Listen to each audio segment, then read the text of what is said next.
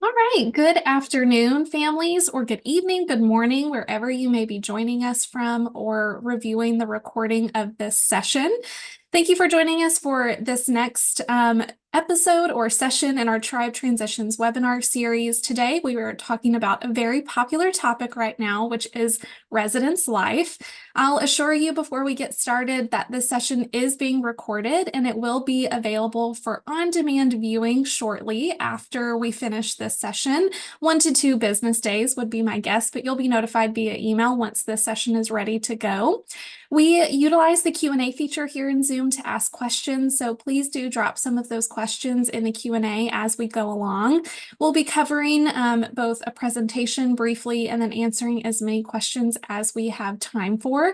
So in order to give us plenty of time to answer questions, I want to go ahead and turn it over to my colleagues in Residence Life who have joined us today. I'm very grateful that they've given up some time to chat with us and talk a little bit more about the upcoming room selection process. So without further ado, I will stop sharing my screen and I will turn it over to my colleagues in Residence Life. Thank you. Hoping you can all see just the slides. Yes, Okay, looks great. great. Great. My name is Harriet Kendall. I'm the Director of Housing and Residence Life, and I will let my other friends introduce themselves. Hi, I'm Laura Smith. I'm the Senior Housing Coordinator here with Residence Life. Yes, and hello everyone. Good to be with you today. My name's Elena Hill, and I am also in Residence Life as the Associate Director. I'm gonna let Elena take us away. Oh, wow. Yeah, so I mean, I think one of the most beautiful aspects of coming to William and Mary is our community. And that definitely doesn't take away from our communities that happen in the residence halls. We really focus on connection and belonging, and always encourage students, especially first year students, to take the risk to lean into a little discomfort, walk next door, knock on the door, introduce themselves, get to know their neighbors, go to the programs that the RA, the resident assistant, will be putting on frequently, get to know their resident assistant, become involved in our community council, which is a lot like student government from the high school experience. But we do require 2 years live on post graduation date because students who are involved in their on campus communities are shown to be happier and more satisfied with the college experience, and also persist and go towards to completing their degree. And so we do, as I just mentioned, we have a lot of staff that live with us to ensure, support and success, to share resources, that sort of thing. We have our resident assistants on every floor, which are our student staff members, student leaders. We also have grad students who serve as community directors for a couple of buildings. And we have live-in professional staff who are masters holding professionals that live with us, and we call them our area directors. And they supervise everybody, and really work with the staff to ensure a positive community experience. And so can't talk about community on campus without talking about self-determination. It is a tried and true, revered hallmark of our on-campus experience here at William and Mary. Back in 1972, the president of the university, President Graves, said that students are adults, and that they should, dare I say, determine for themselves what they want their curfew to be for the residence halls, and what they want quiet hours to look like, what guest policy and visitation looks like.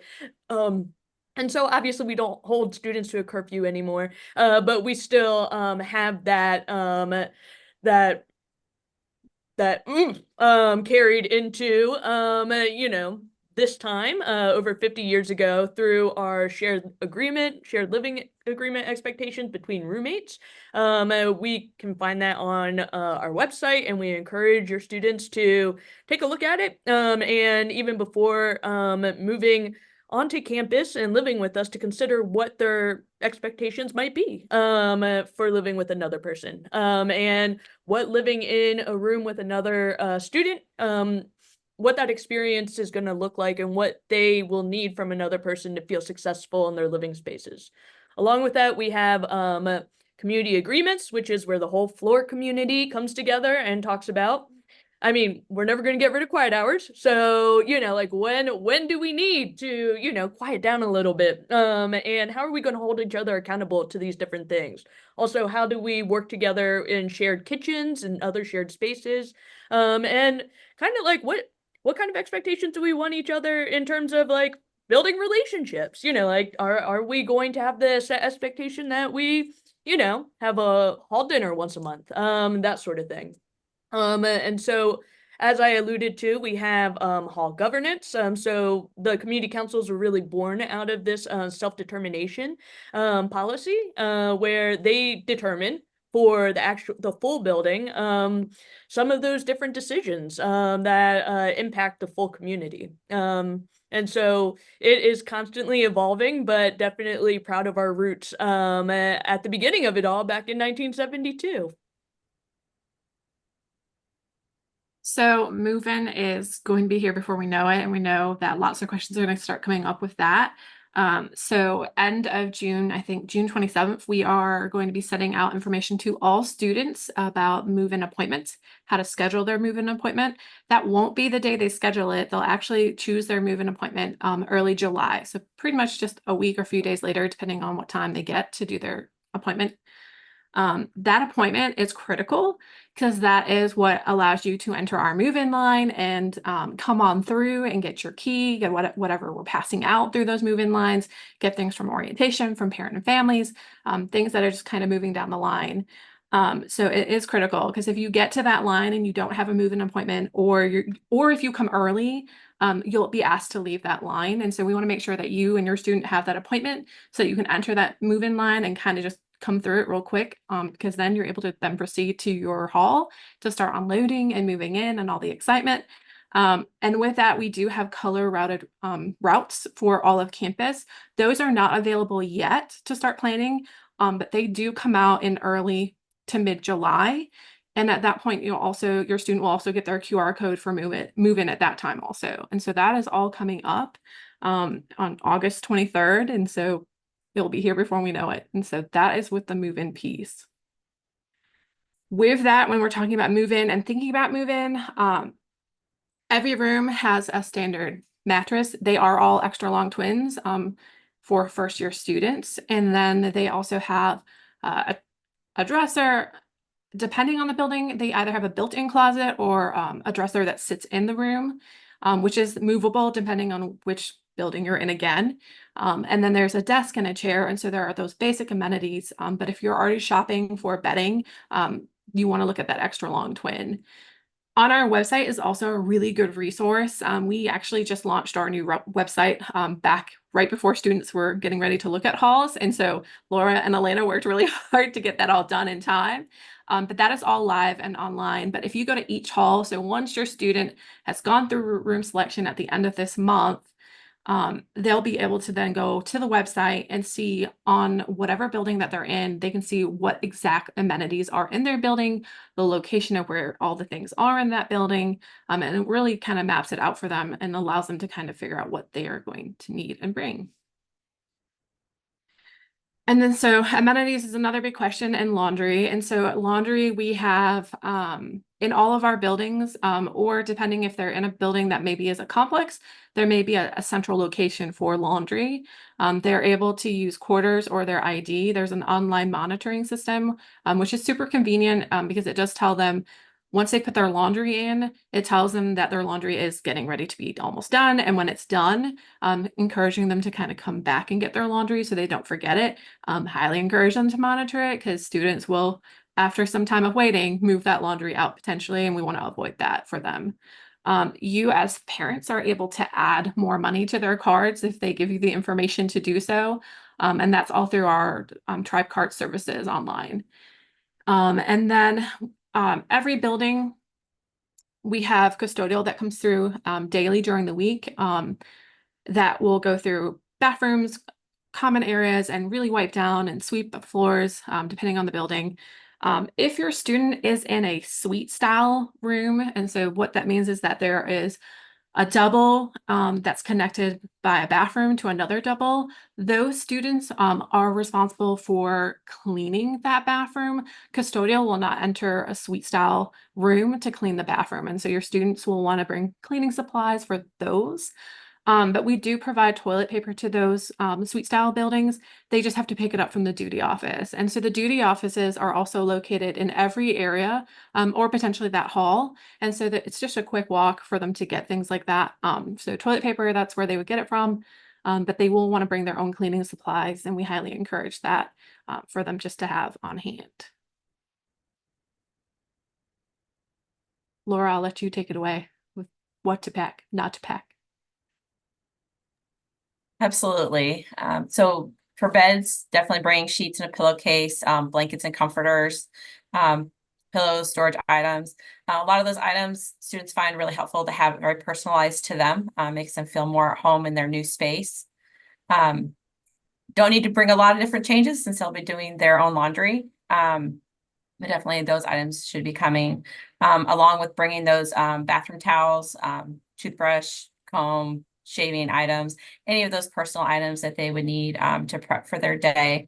Having that toiletries, bath caddy, and shower shoes are incredibly important, especially with those with the hall bathroom, which is the majority of our first year students, especially those shower shoes.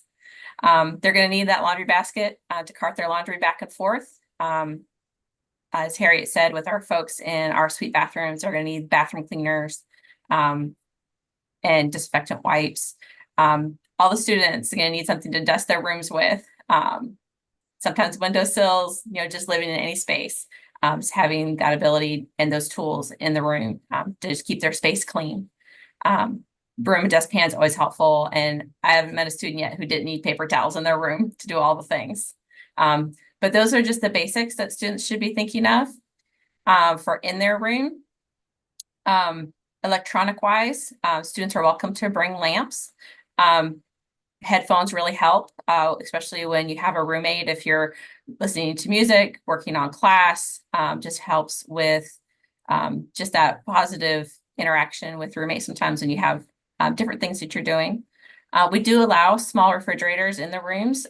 Be sure to check out our housing resource guide for any guidelines and requirements for any appliances in the residence halls.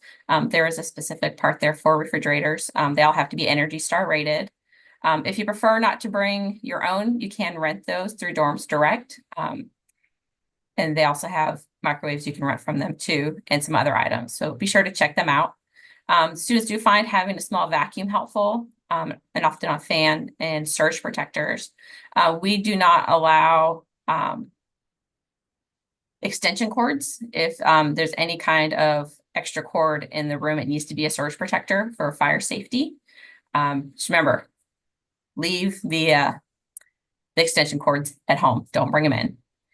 For kitchen, laundry basket is helpful to take stuff to and from the kitchen if you have a lot that you're bringing.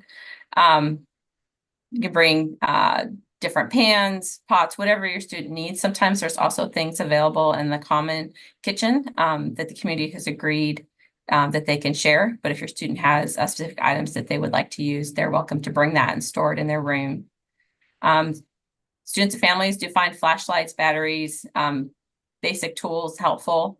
If your student is bringing a bike, be sure to bring a bike lock, and they're going to need to register that bike with our parking and transportation folks.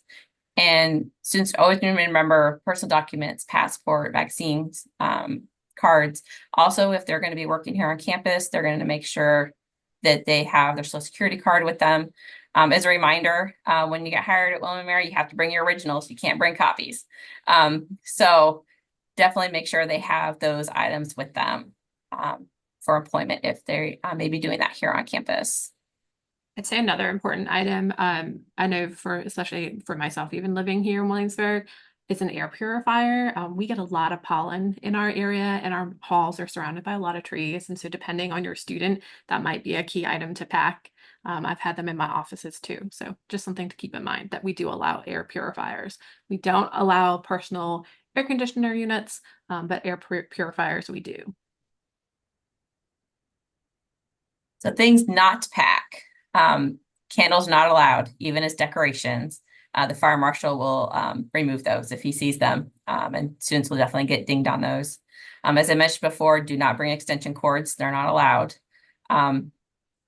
Curtains are allowed, but they have to be fire rated, and the paperwork for that fire rating has to be with the curtains, has to remain with the curtains.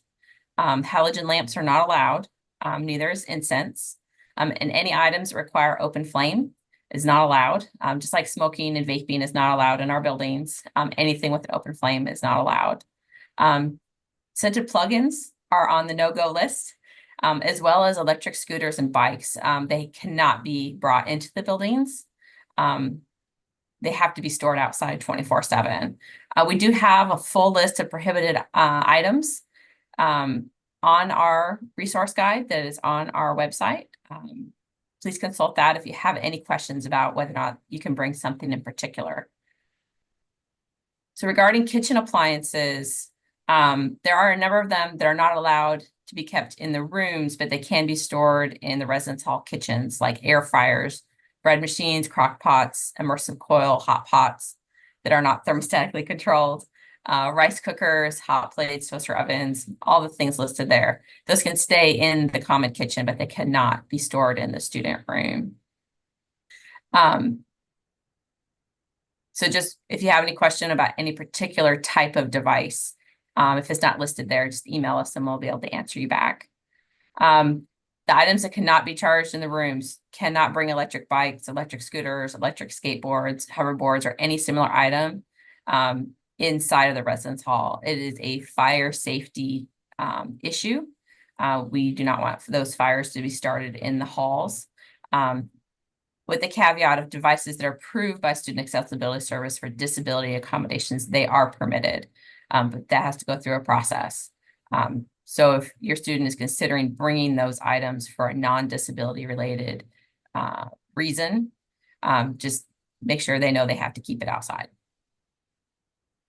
Laura, I realized we didn't put a slide in here, but do you want to quickly run through room selection? Because I know that is coming up and that is a big hot topic. So Absolutely.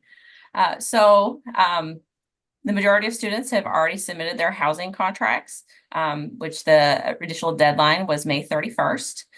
Students who have not yet filled theirs out are welcome, and we encourage you to go ahead and fill those out now, particularly if you could have them in by Tuesday the 11th, because on Thursday the 13th in the afternoon, we'll be emailing out room selection time slots to all of our folks who have submitted their contracts or required to live on campus as new students. And then the following week, we will start with early room selection for our Monroe, Sharp, and disability and religious accommodation students. They'll be making their selection on Tuesday, June 18th. And then everybody else will be assigned room selection time slots for traditional room selection, which will take place on Thursday and Friday, the 20th and 21st. We do have them as time slots. Because if we let everybody go in the same time, our system will crash. We want people to have a very smooth process going through room selection. If you are in traditional selection and you have a roommate group, you should make sure your roommate group leader is your person who has the earliest time slot, and they can always adjust who the roommate group leader is on the roommate group page. And then if you're not in a roommate group and you didn't want to go to a single or one is not available, you would go back into your housing application between 3:30 and 5 o'clock on your room selection day to make a selection into an available space. And if you're going into the system between that 3:30 to 5 p.m. period, if you select on a room that you're like, I'm super interested in this room, you can check and see if there's any current occupants already assigned to that room, and you can check their profile to see if maybe that would be a good match. If you don't think it's going to be a good match, you can go back in and click on something else. Or if there's nobody in the room, you can just go ahead and select into it if you'd like to. Or if your lifestyle looks like it'd be great, you just go ahead and select that space and go through the confirmation process. We anticipate that everybody will be done by the end of the day on Friday. If you're running into any problems or you have questions during the process or before the process or after, always email myroom@wm.edu. Our assignments staff will be monitoring that all day during room selection, and be glad to get back to you as quickly as we can. Usually response time is less than 30 minutes, if not quicker. So once they have a room selection, they have a move-in appointment, you've gone through move-in, you are here. It's going to feel really overwhelming for some families. And for some, this is second or third time around with us. We go through move-in all day Friday. Move-in appointments go from around 8 in the morning until 5 p.m. And then right after that, students are unloading, they're setting their rooms up, they're settling in a little bit, and then they dive right into orientation. And so just keeping that in mind as you plan for move-in and travel, just know that we jump right in from move-in to orientation right away. Resources that are right in the halls for your students. Again, Elena mentioned them earlier on.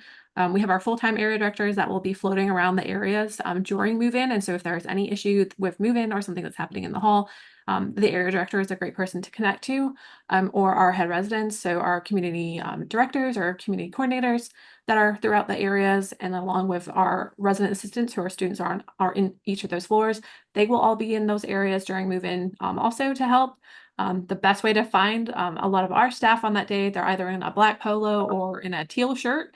And so that's who you'd be looking for. And then we have our orientation aides that are going to be welcoming students onto campus, and then actually gathering everyone to take them onto orientation during move-in. And so they're usually in neon yellow shirts. And so they're really easy to see also. They are also a great wealth of information and resources too. So those are the things to keep in mind. If you have questions after, once we go through our Q&A in the next few minutes, if you still have questions or there's a question we don't get to, you are more than welcome to email myroom@wm.edu. That email is truly our housing assignments team. And so anything in regards to room changes, accommodations that have gone through to our office, room assignments, room selection, any of those questions, those would all go to our myroom@wm.edu. living@wm.edu is kind of our general email that is more facilities based. And so if there's something that you need to follow up on once your student is on campus, that is a great email to use once they're here on campus. Okay, we do have quite a few questions. We'll make our way through as many as we have time for. Thank you so much for that great overview of move-in and what to bring and what not to bring. I know something I included in our last family newsletter was the suggested what to pack and what not to pack list. So I know many people are probably already creating what I lovingly refer to as the pile. I'm sure families are starting to have a pile or a corner or a closet that is those things. So it's great that we can get a head start on what to bring and what not to bring. So I'll start kind of with room selection questions, and then we can move more into actual like facilities type questions and closer to move in. Let's go in chronological order, so to speak. So in terms of folks who are still looking for roommate matches potentially before their time slot, can you provide an overview of how messages are delivered through the portal? So like what does a student see when they're reaching out to someone or someone reaches out to them in the housing portal? So if students are messaging other students in the portal, the students receive an email letting them know, and then they can read the content and then reply back. Those are definitely, I would tell students to treat those like an email, just that it goes back and forth. If you would like to take it off of the portal, just share your William & Mary email address and then coordinate through that way. If you receive a message from somebody that you're not sure if you want to reply back, you're not required to, but it is always courteous to say maybe thank you, I've already found somebody else, things like that. But students are able to message each other back and forth within the housing portal. I think that is a great tip. So families who are listening, I think if your student has already found their roommate match, but they have other students reaching out, I think a kind and courteous thing to do would be to let the student know that I've already found a roommate. Thank you so much for reaching out. And then also encourage your student to be checking their William and Mary email. So like we just heard, that is where those messages and those notifications are going to land. So if they haven't gotten into the habit, you're going to hear me say this on every single webinar that we do this summer. If they haven't gotten into the habit of checking their William and Mary email, now is a really great time to remind them, hey, you want to look and see if you have any messages, because that is where they will go. So 2 big reminders. Kind and courteous thing to do is to let someone know that you already have a roommate, and 2, be sure to check your William and Mary email address for those notifications. Okay. We've got lots of questions flooding in, so y'all bear with me while I look over to my other screen and I make some sense of the questions that we do have coming in. So, okay. This is a great question. How does room selection work if different members of the same roommate group have different dorm selection preferences? So while students can make preferences, the actual room assignment that the students end up with is wherever the roommate group leader assigns the group. We do strongly recommend that the group communicate with each other and come up with a mutual list of preferred locations and room types. We call it having plans A through Z, and sometimes an extra A through Z. So when that roommate group leader goes in to make the selection for the group, they have a guide already before they go in. And sometimes that's a matter of just grabbing the whole list of all the buildings and saying, let's rank these in order together before that room selection starts. I would also just mention that that preference list is a lot of, we use that more if a student fails to do room selection. And so if your student either forgets their time slot or something happens, we use that preference list. If it's available, then we try to place students through that preference. Right. And students will see everything that's available at the time their time slot opens for that roommate group leader, that the person making a selection on their own. And what they see is not at all informed by what they may have preferenced earlier in the system. They will have access to everything that is available. I'm also answering some questions in the chat too, so you may want to check and see if your question has been answered there. How can someone get a single room / is it possible to get a single room? So there are a very limited number of single occupancy rooms on campus, particularly in first year halls. And there's limited number in upper class halls as well. If you're a student or you have a disability need for a single occupancy room, definitely immediately, if you have not already done so, reach out to the Student Accessibility Services office about getting that request process started. If there are any single occupancy rooms left after early room selection, then those will be made available during traditional room selection. But I would anticipate that those are mostly going to disappear on that first day. If for some reason you are not able to select into a space that you would most prefer, such as a single occupancy room, we do have the room change request process available for all students who have assigned rooms for next year. So if you're not able to get that top preferred room type or location, go ahead and submit a room change request form after your room selection is made. While we can't guarantee that we'd be able to move you, those are processed typically first come, first serve. So getting that request in as early as you can is important. We're going to do some rapid fire questions. Do all roommate groups have to have a roommate group leader?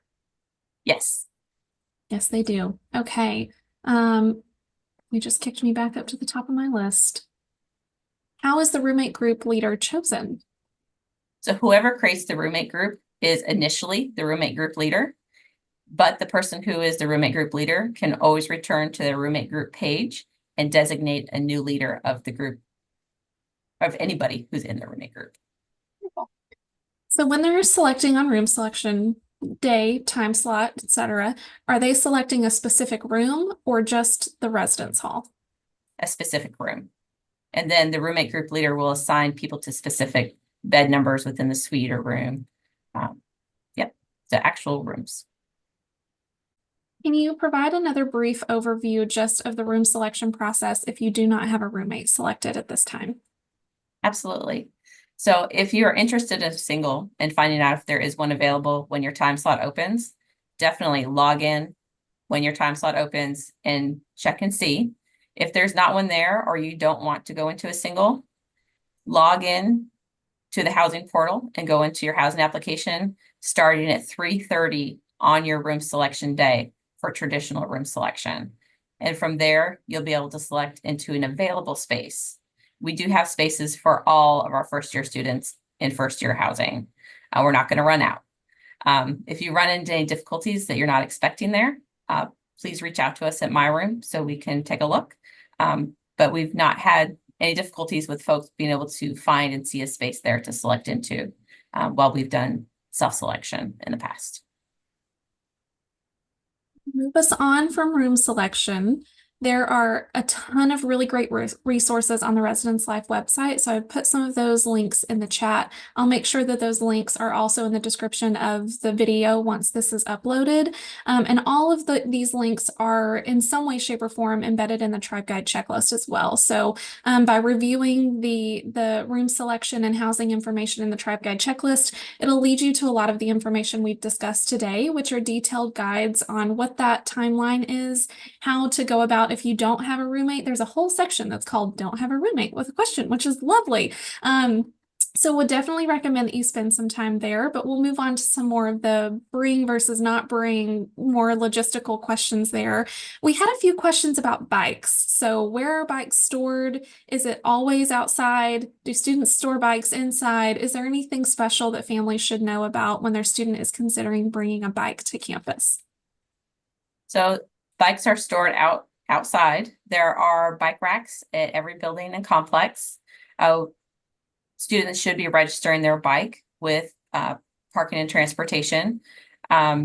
Students are permitted to bring their bikes for storage during winter break. That is the only time that they are allowed inside of the building. But other than that, they need to remain outdoors and locked up. We know that electric bikes and scooters are not allowed inside of the residence halls, but if someone brings them to store outside, do we know if there are places to charge them? There are limited locations on campus. I know that there's one outside of Sadler. I believe there's additional ones around campus. There's not a large amount of charging locations. Any guidance on coffee machines? I think that's going to be a depending on the student's preference. Whether it's a small Keurig or an espresso, it's really going to be your preference of what that is. But they are allowed. They are allowed, yes. Wonderful. How about countertop ice makers?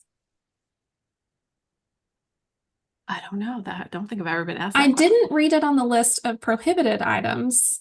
We'll have to ask our director of business ops because he is the keeper of things that are and are not allowed.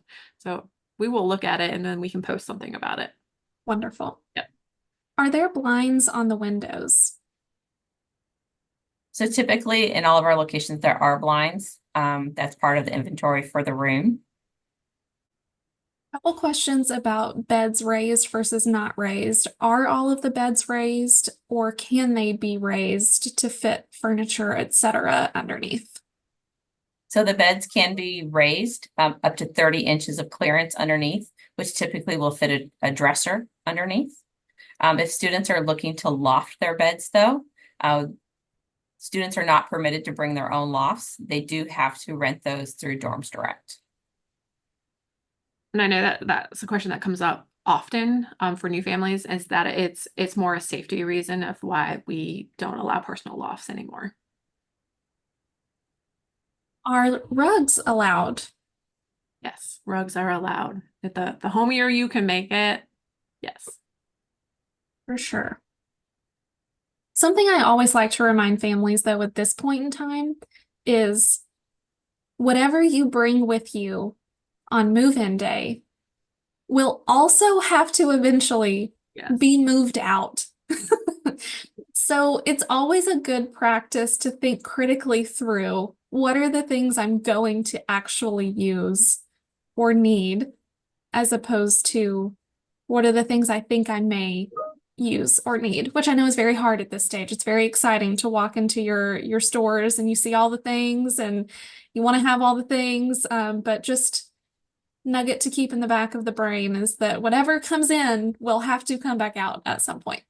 Yes, I do enjoy recommending the J.C. Penney's just down 64. They usually have great deals. And by that point, you know, you'll know what size rug you might need or some of those little decorative items you don't really necessarily are planning to, but definitely please do not show up with the U-Haul. That would be ideal.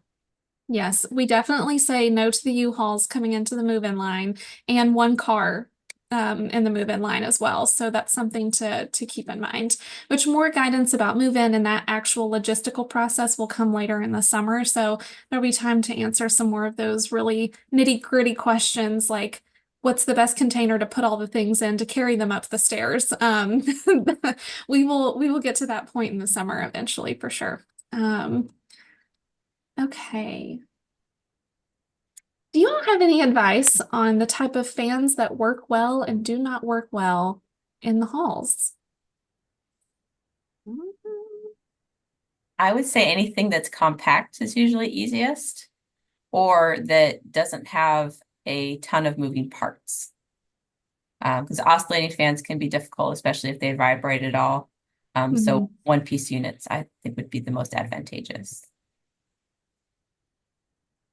Can you talk a little bit about how the process, I'm going to take us back just because we've gotten a few questions about it, how the process may differ for Monroe scholars, and if they have to live in a specific place or how that process may be different. Okay. So they do make their selection during early selection. It's for those students who are designated Monroe scholars. They are not required to live in Monroe Hall.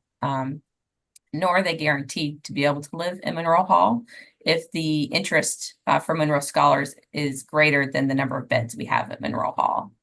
As listed on our website, students who have Monroe Scholar plus Monroe Scholar roommate groups will select first on early selection day, followed by those who are not in a roommate group. And then if we still have room after that, for folks that are in Monroe Scholar plus non-Monroe Scholar roommate groups, they would be able to make a selection. If there's a Monroe Scholar that wanted to make a selection or didn't and couldn't on early selection day because there was not any available space, or if they didn't want to live in Monroe Hall, they'll get a traditional room selection time slot for the 20th, which is Thursday. We have heard a lot of students are interested if they can't get into Monroe Hall for whatever reason, that they may be trying to go for Barrett based on proximity to Monroe Hall, since there will be programming at Monroe Hall this year for Monroe scholars. And I will share that Monroe Hall is reopening. It's actually been closed for the past year because it's been under a rehall renovation. Monroe Hall is one of the first buildings in our 10-year dining and housing plan. And so it's reopening for the first time this fall. And so that's why for Monroe scholars, it's probably going to be a very popular choice. But also, as you start thinking about move-in, know that we have significant construction happening on campus.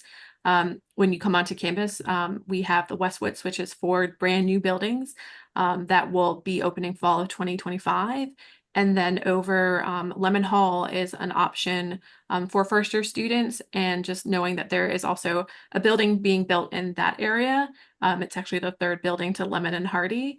And so just keeping that in mind as you think about moving in and things like that, just know that we have a lot of construction happening, but it's really exciting also at the same time. And some of your students may be living in our new buildings next year. And so just keeping those things in mind.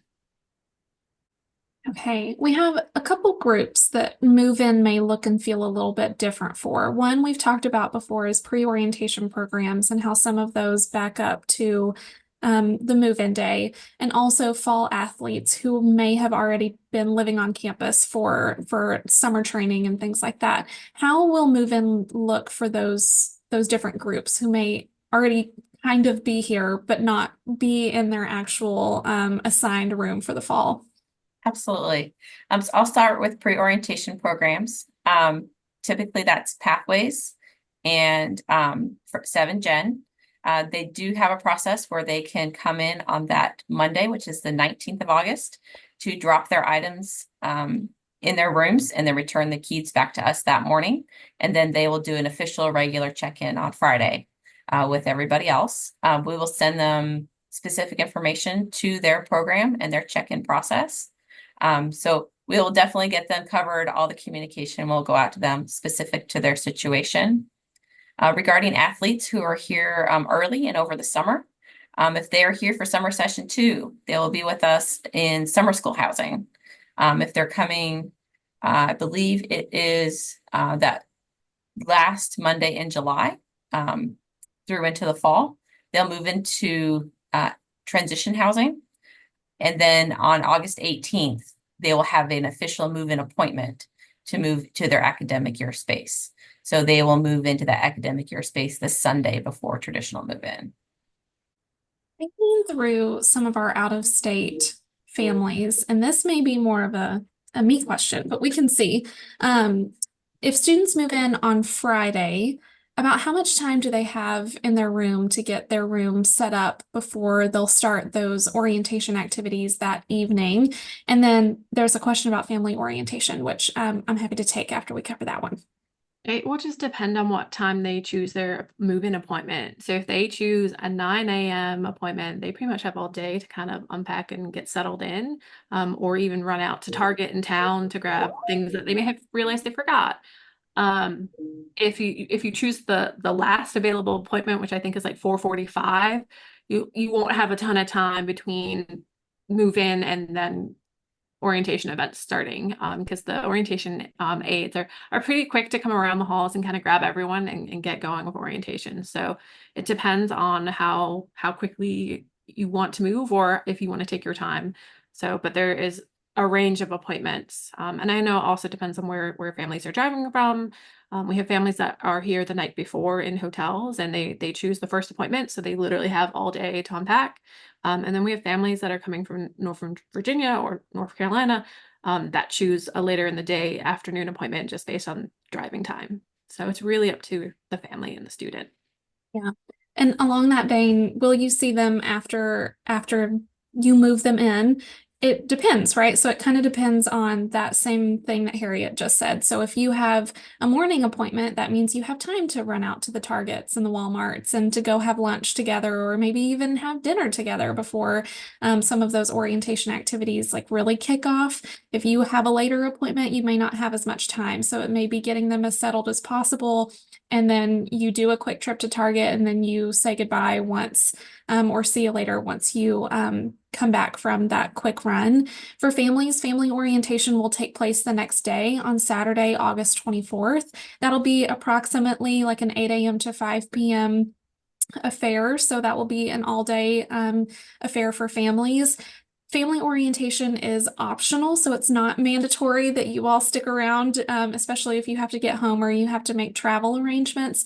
We do our best to provide access to materials after the fact, but it's a really great way to start putting faces to names. You're going to see, on this call specifically, we have folks who will be at our family orientation session talking a little bit more about the experience in the halls, and also at our information sessions, our connections fairs. So it's a great way to start meeting the people who are supporting your students and to start building community of your own.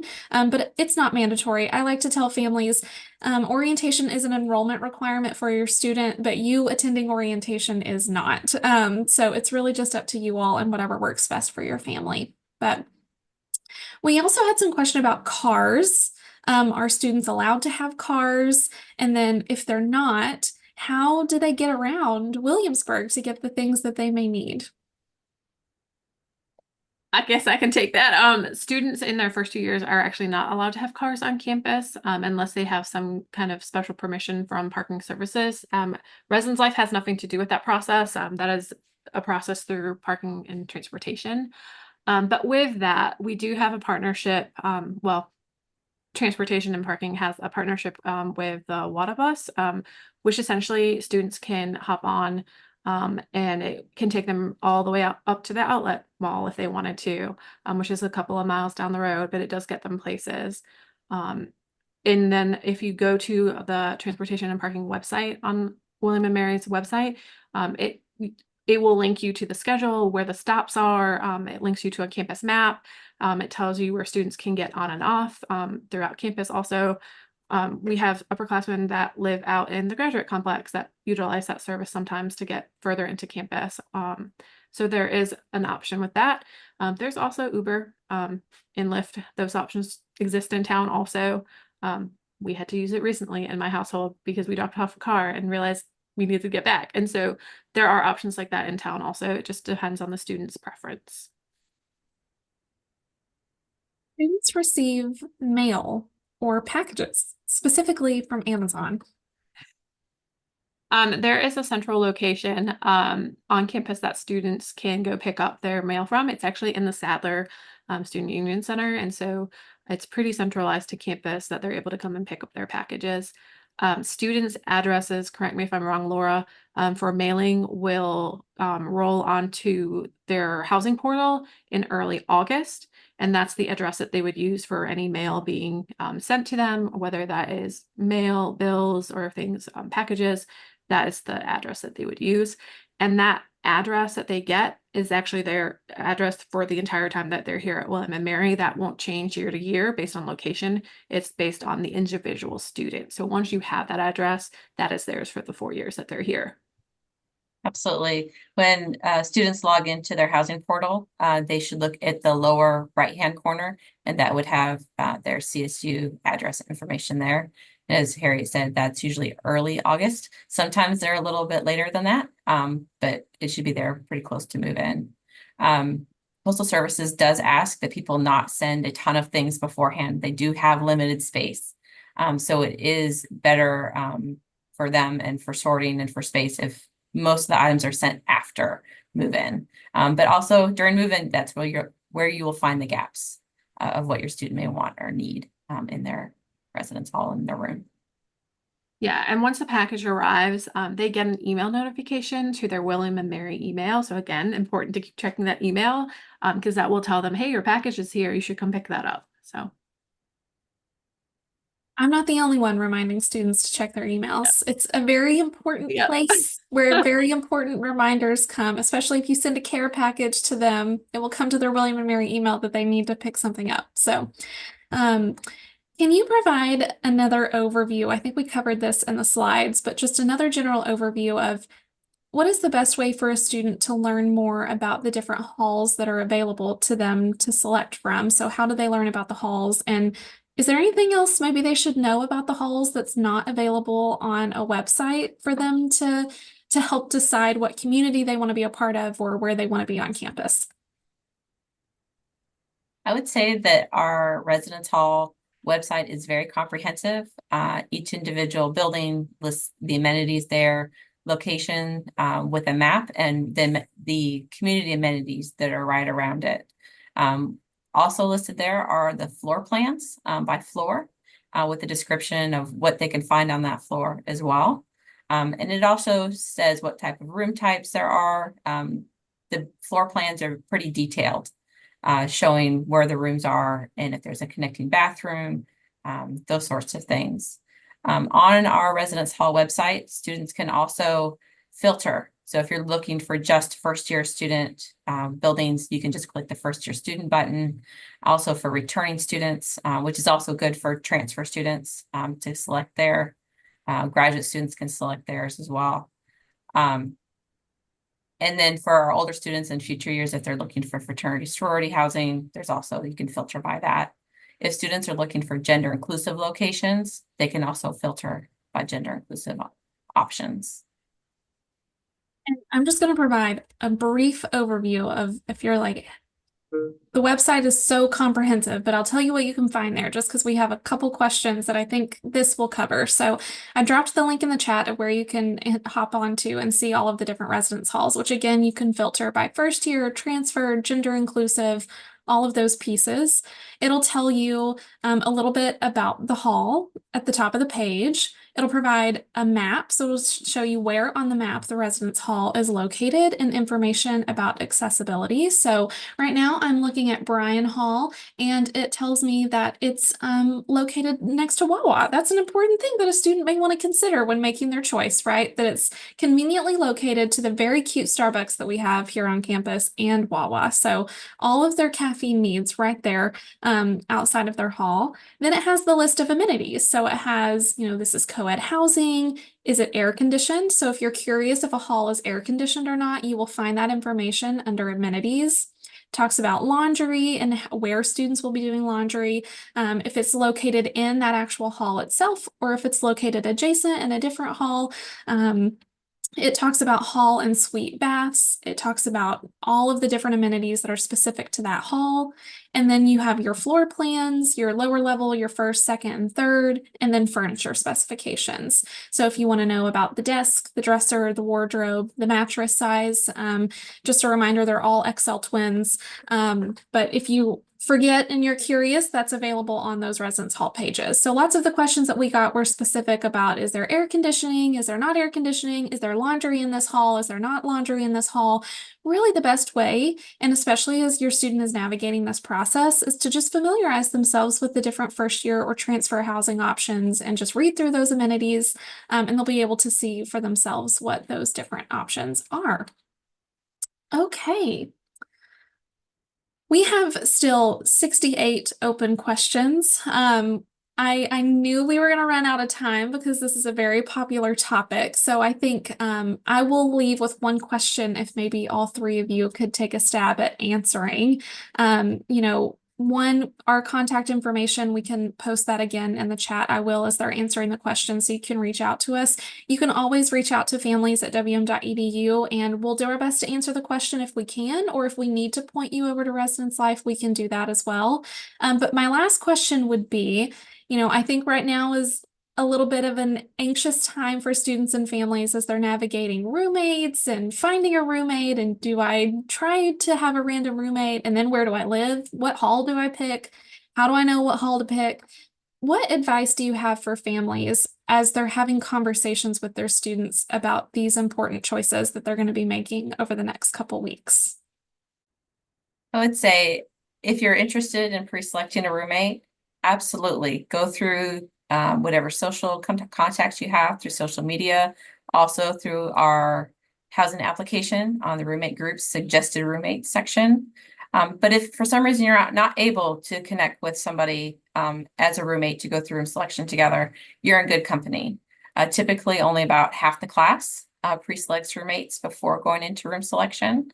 And we don't actually get a lot of room change requests related to roommate conflicts. That's a very small percentage of the room change requests that we receive. And so you're in good company. And we're looking forward to helping you through that process. Yeah, I would say try your best not to overthink it. Like sometimes the best laid plans tend to not really be the best laid plans. And so lean into the uncertainty, but know that you have a whole safety net of staff, both in the halls and in our central office, that is excited to meet your students, get to know your students, should they need any assistance, or if our office can't provide that assistance, we know the folks to send them to. So it's hopefully lean in more into the excitedness of this instead of the anxiety of this, even though it's okay to be anxious too. A friend of mine always said that's just because you care, and so love that. I think a lot of what Laura and Elena said, I think just deep breaths. Know that if you don't get the first top preferred hall that you wanted, it's okay. There is a room change form option that you can put in a request. It's not a guarantee that the room change will go through because it's based on space and availability. But we do room change really now through opening, and then we take a pause for opening week just because everyone's moving in and things are settling. But if you've got a room change form in and we see that something meets your request, we may ping you an email and say, hey, look, we have this room now available if you're still interested. And your student can say yes or no. But it's okay. Take a deep breath. And I know I had an email from a parent that emailed me the other day that was just, hey, like, her first year was great in Green and Gold Village, and thanks for everything. And so, like, know that it's okay. No matter where you end up, it could be a really great experience. And a lot of that has to do with the community that you're in. I would also, as a parent, as a family, if your student says, like, I'm really struggling connecting with my roommate in my community, let us know. Like, that's why we have staff in the halls. And your student doesn't have to know that you reached out to us. A lot of the time, sometimes we will say, hey, to the area director, like, hey, can you have the RA of that floor or that community just do a check-in with the student? And they do those all the time. And so the RA will go in and just be like, hey, how are things going? Like, what are you interested in? How can I help get you connected? And there is during orientation, right after orientation, there is a student org fair. It's huge. And we have, I don't know, it's like 400 plus student organizations on campus that name your interest. There's probably an organization for it. And so that's another great way for them to connect to community on campus. But we're going to help and do our best to help them get connected and feel connected to William and Mary. And I know orientation can feel really overwhelming too, because we're literally like, here you all are as a hall, and off we go to orientation. But no, if they're feeling overwhelmed, to let the orientation aide know or let our staff know, we're here to support and help and make this the smoothest transition. But I know it's a lot at the same time. For sure. That's all wonderful advice. I think if I could leave families with a piece of advice before we end our webinar today, it's just to be open-minded. This is the beginning of a really exciting journey. And I'll just share with you from my experiences working with families over the last 5 years that your student oftentimes will take cues from you. So if you're feeling a little stressed out or a little like overwhelmed by this process, they may be taking cues from you. So try your best to keep an open mind. This is going to be a really exciting journey. I know you're all really excited for them. And part of that excitement lends itself to, oh, I want them to have a really great roommate. I want them to live in a really great hall, and I want them to have the best experience. And we do too. We want them to have a really great experience at William and Mary. And they have a safety net on campus embedded in the halls and across campus to help them do that, so that if they don't get it exactly right the first time, that's okay. We will help them figure it out. So just keep that open mind. Reach out to us as you have questions. Encourage your student to reach out to us if they have questions. If there are things they're coming to you and they're like, I don't understand how this works, or what should I do about this, or how do I do this? Encourage them to send us an email. We're always happy to help students as they navigate these processes. So thank you all for joining us today. Thank you to my Residence Life colleagues for hopping on and answering all of the questions. And we look forward to our next session, which will be about academic advising in the next couple weeks. So thanks again, and everyone have a wonderful day. Bye, everyone. Bye.